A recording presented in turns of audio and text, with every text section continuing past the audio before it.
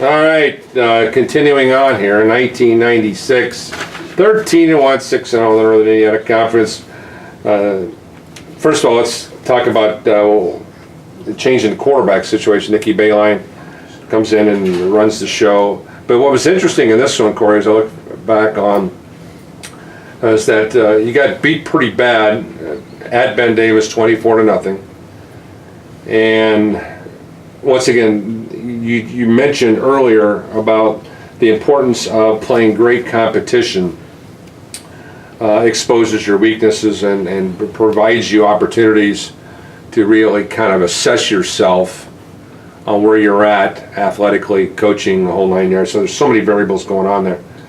So I want to talk specifically about the loss at Ben Davis and then how you're able to turn that around, coming from 11 points down in the fourth quarter to beat Dick Dullahan's team 17-14 to win the state championship. So let's specifically talk about the Ben Davis loss and then about the Ben Davis win. Well, going down there, I mean, naturally with the win streak going on and being able to be on that kind of a run for that many years with that many groups of guys being part of that, and that was unbelievable. There was a reason Ben Davis came on the schedule, and wouldn't do nothing but help us. I mean, playing him early and it helped prepare you for what was going to be like, the atmosphere, what it was going to be like, and the playoffs. So naturally, it'd be great for the fans, no matter if you're a Penn fan or a Ben Davis fan, or you were just one of those fans that hated them both and just wanted to go see one of them lose. You know what I mean? I mean, it didn't make any difference what way you wanted to look at it. All types of fans would definitely come to that ball game, and they did. Yeah, we went up there, and it was a tough night, and I can remember us being close on a lot of times, and we gave up 3 or 4 big plays. And after that ball game and watching our guys play against that type of speed, I mean, it is different than most of the speed you see anywhere else, and take a look at their eyes and how they responded to what just took place and was taking place during the ball game, and then getting them to buy back in and get them excited to go back out and have confidence that they could pull it off. And then basically it was a crushing loss, and I think the unique part of that loss was this.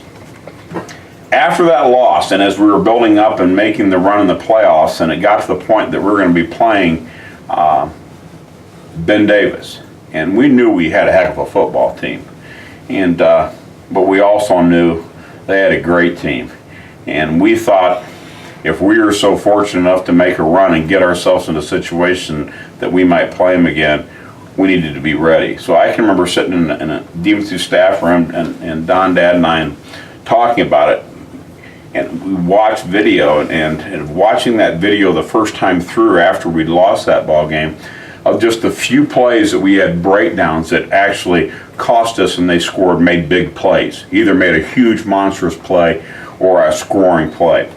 So what we did, this is back, we're still using VHS, we cut the tape. And we cut the tape and made a tape of the 4 plays and went over those plays, and our guys were watching, say, oh yeah, and it was hard because we got our butts kicked on those plays.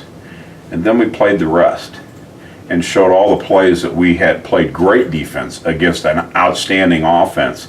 And after watching all those plays, after those 4 plays, our guys said, shoot, yeah, we can play this game. We cut out those couple mistakes, and we can be in the game with these guys. And I think that's, even being down in that game versus that great team on the turf down there in Indianapolis, I think our guys always knew after that point, after that little video thing that Dad and Don and I kind of put together with Art, and I think after they saw that video, they believed that they could not only play with them, but they could stop them and beat them.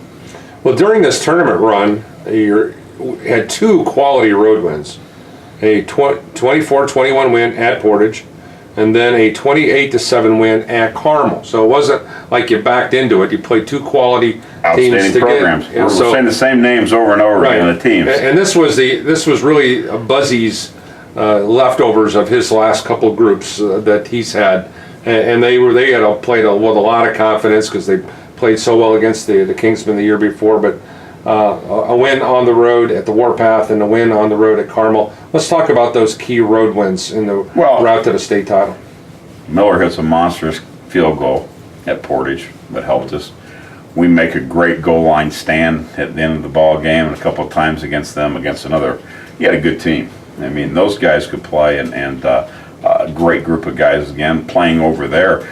Monster wins, and we were down in that ball game as well, the Portage ball game, and we were able to come back and take that. And then they had a chance at the end of the ball game in the waning seconds, and we made a couple plays in the goal line. We were able to take that away, big win.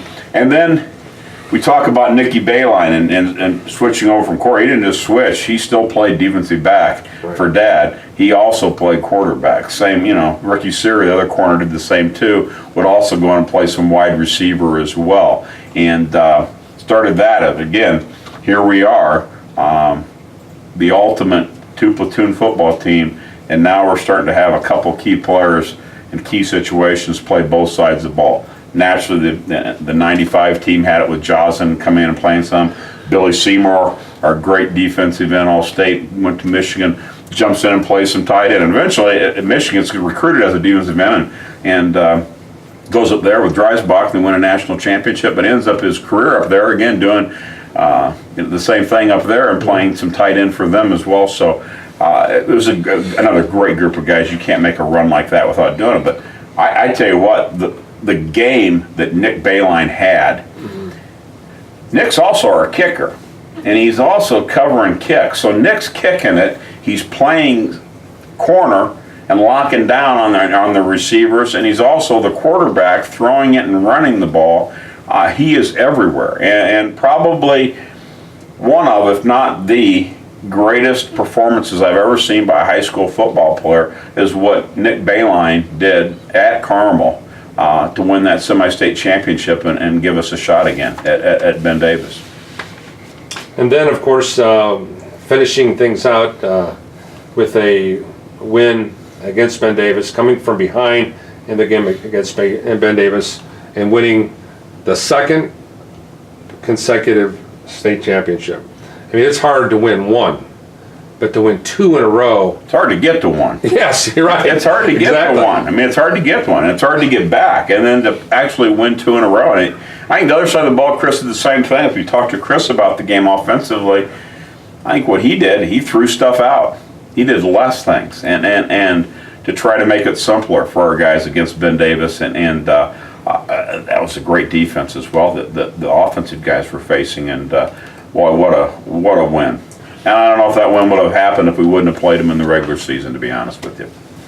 And it became really what I think is a great, maybe a short-lived rivalry between Ben Davis and Penn, but it was something I thought was great for both programs, with Coach Delahan and Coach Giesman being together. Two guys who, North and South respectively, have changed the game. Well, I mean, not only in Indiana, but in the Midwest and the nation, there's two guys that have been National Coach of the Year. That's saying Good something. stuff. Yeah. Okay, then we piggyback ourselves into 1997. I remember doing this game specifically in 1997, a 13-12 win at Valpo. We start the season off there. And then, of course, another loss to Ben Davis, 24-21. And then, of course, finally run the table and listen to all the milk jugs with rocks in it against Bloomington South and win the third straight state championship. But there was an exciting overtime game against Fort Wayne Snyder on the road. A lot of really stories here, but you started it off with a really kind of a gut check game, I thought, against Valparaiso, a 13-12 win on the road at Viking Field and Coach Hoffman. So let's start right there.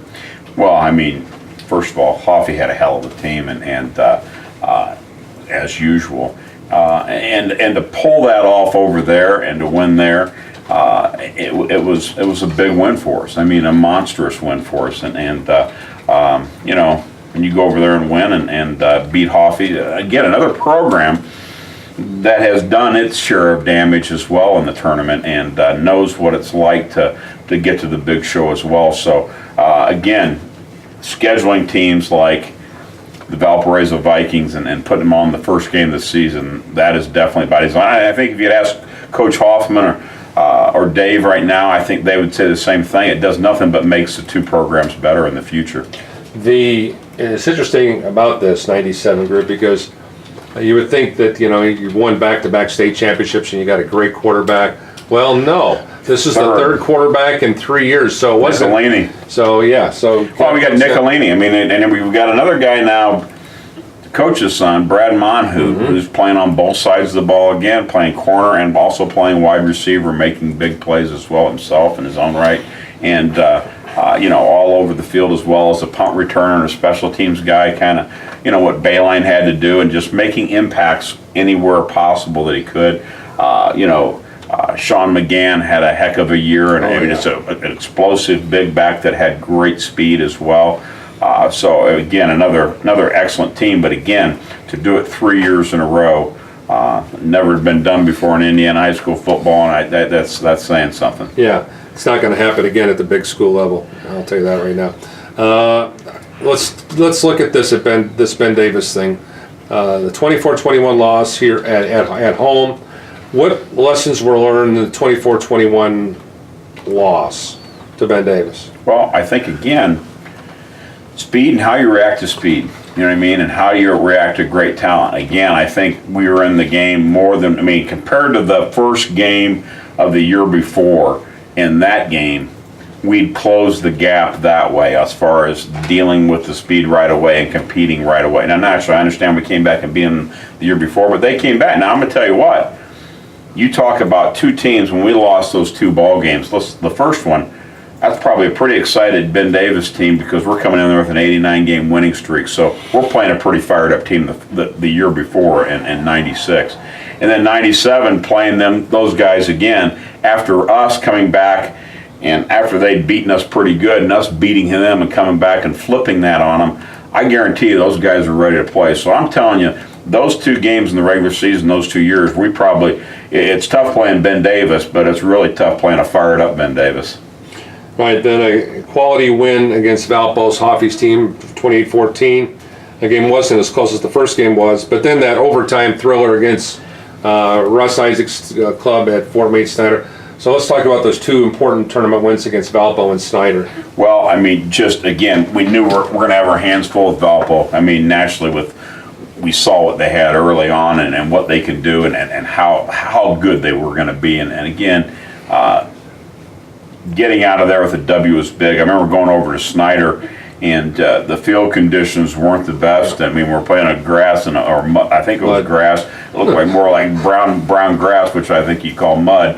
And it was tough. That's high school football though.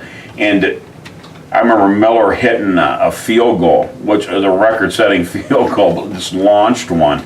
And, and we ended up winning the game. Back and forth, great talent. I think if you talk to Ike at the time, Ike said that was one of the greatest teams that Snyder had ever had that didn't win a state championship. And I'm going to tell you what, that's saying something.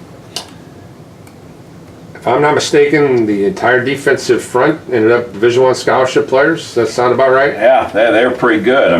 That'd been nice to have a few of those guys, and they could play the game. Okay. Then the championship game against Bloomington South, 21-20 win for the Kingsmen. With a kid named Rex Grossman. Yes, I think he went on and did a little something after he left Bloomington South, too. So let's just talk about the win against Bloomington South. My buddy Rex Kurtz talks about they were already crowned kings of Indiana football before they got there. Rex was still in his heyday back in that time, but let's talk about having to contend with a guy who eventually is going to have one of the best schoolboy careers in Indiana history, and Rex Grossman. Yeah, his college wasn't bad either, and he didn't do bad with the Bears, depending on who you want to talk to, for crying out loud. So Don't talk to Donnie Smith. No, Mo had built something special. And again, there's another story how the coaching lines intercross. I can remember when Mo was at Lakeland, he invited my dad, Don, and I to come down to speak to his staff at a country club golf about playing the 50 defense. And then Mo goes and plays it at Bloomington South, and then later on at Carmel, and I think we taught him too well. I think he played it better than we played it, for crying out loud. But I mean, again, another team with great talent, and against another Hall of Fame coach that could play the game. But again, another wild ball game we came back and got them, and they were bombing at us at the end of the ball game to try to win the game, and they had a guy that could throw it. Anything else jump off the page at you in this one? 97? Well, I can remember a monster punt return by Brad Monhoot. I can remember Nick Schwartz coming down and getting the first block, and then Brad making a guy miss and then taking it to the house. A huge play in a championship ball game. Again, special teams showing their way and popping their head up in big games. All right, let's take a break.